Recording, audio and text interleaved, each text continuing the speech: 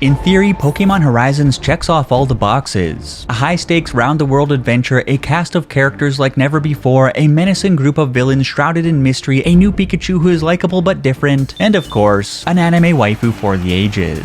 On paper, Pokemon Horizons is a Pokemon fan's dream come true. But what is the truth about the series, and is it actually good? Hey everyone, it's Charles. How are you today? As of right now, we are 23 episodes and 3 story arcs deep into Pokemon Horizons, the brand new Pokemon anime. And while the show is just getting started, we now have enough material to get a sense of whether or not the show is worth watching yourself or with your kids. Basically, is Pokemon Horizons actually good? The plan today is to answer that question with an honest breakdown of the show's story, characters, and presentation. Because you're probably hearing all kinds of things about the show, but a lot of that information is either weirdly hateful or perhaps overly generous, and it's time to set the record straight. So I hope you find the review insightful. And before we jump right in, if you enjoy watching the channel and you'd like to support the creation of more reviews and video essays this holiday season, then one of the best ways you can do so is by simply downloading a free game from the sponsor of today's video, Raid Shadow Legends. I'm sure you've heard of Raid by now, but to tell you something I personally like about the game, in addition to its impressive lineup of 700 distinct champions and its strategic RPG battle system, I've always enjoyed the sheer variety of champions inspired by world mythologies. For example, Yumeko is surely a reference to the mythical foxes that take on the appearances of beautiful women in Japanese folklore, and Sir Nicholas, I don't think I need to elaborate. And now, finally, Raid's take on the Monkey King from Chinese mythology is available. And you can get legendary champion Sun Wukong for free by logging in on 7 different days between now and October 23rd. So use my link or scan the QR code today to claim a slick starter pack. Be sure to snag Sun Wukong. And with that said, thank you to Raid for sponsoring today's video. Thank you to you for trying it out. It really helps to keep the lights on. And now it's back to today's chat.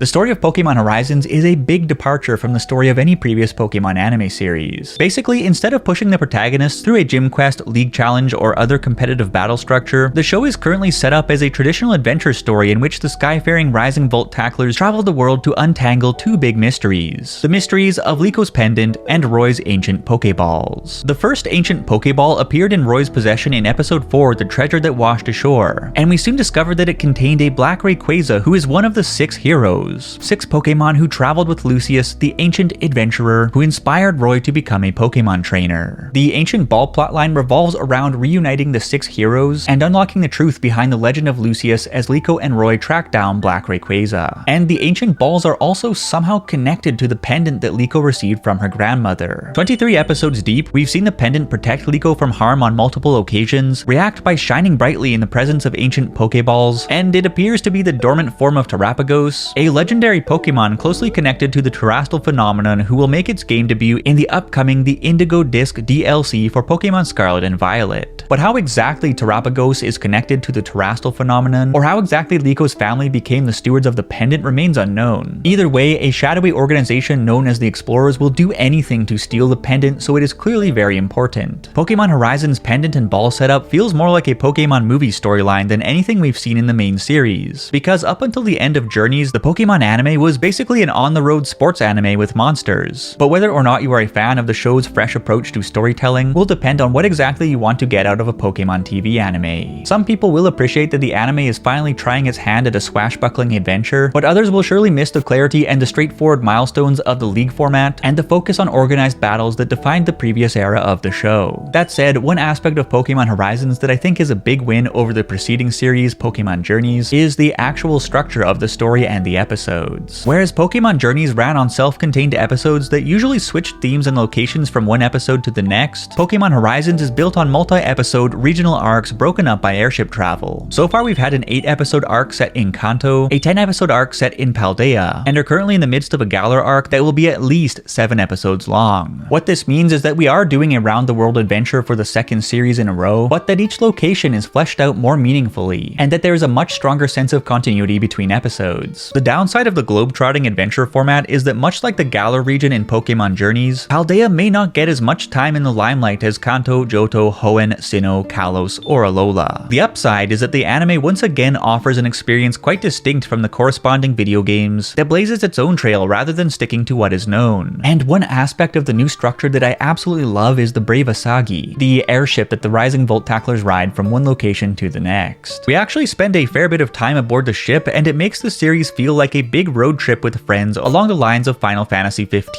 And that's not the only point it has in common with the Big 1-5. Basically, the end goal of Pokemon Horizons is not a known quantity as it was in previous series, but the mysteries and the regional arc structure are fresh and fun nevertheless. And what really elevates the story is the cast of characters that is unlike any we have seen before.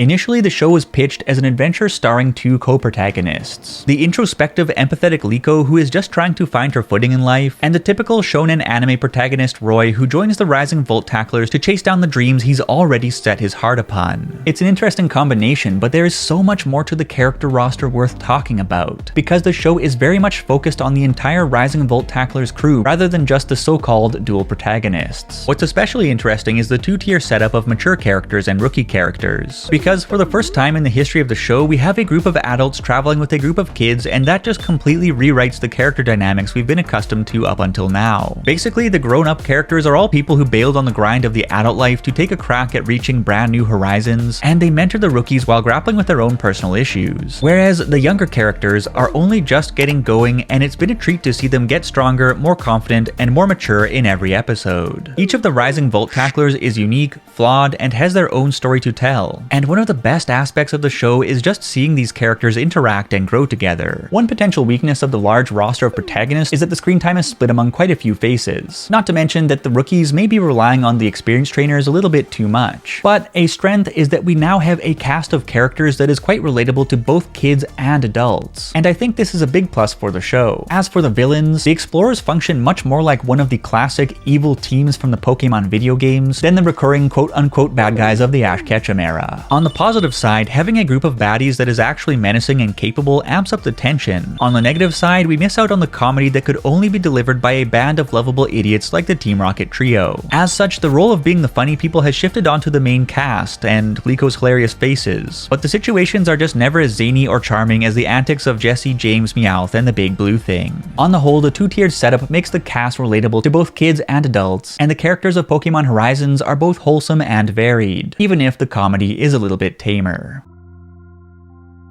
Regarding how the show actually looks and sounds, the art style is a pretty close continuation of the style established in Pokemon Journeys, which itself was basically a tune-up of the style introduced in Pokemon Sun and Moon to capitalize on OLM's Toon Boom software and to allow for more fluid, expressive animation than the Kanto to Kalos approach. This art style suits the Pokemon universe very well, and regarding the animation, we have seen some incredible set pieces. From the battle between Charizard and Ceruledge in the first episode, to Liko, Roy, and Dot's stand against Spinel in episode 16, to the phenomenal feature film level stuff put together for episode 18. As for the music, the jingles building up to energetic or emotional moments do the job, and when it comes to the voice acting, nobody is quite as distinct or charming as Rika Matsumoto was, but that isn't necessarily a bad thing given that the focus is now on the group rather than the individual, and all the actors suit their parts and do a great job with their lines. And speaking of the dialogue, it's pretty sharp. I especially love Liko's inner monologues, as well as her digs at the other very quirky RVT members. Anyways, when it comes to the show's presentation, you are never going to see a weekly anime as consistently gorgeous as something like the Paldean Winds miniseries, or a seasonal anime like Vinland Saga. At least, not until AI takes our jobs and beams us into the Pokematrix. But Pokemon Horizons looks and sounds solid for what it is. So, is Pokemon Horizons actually good?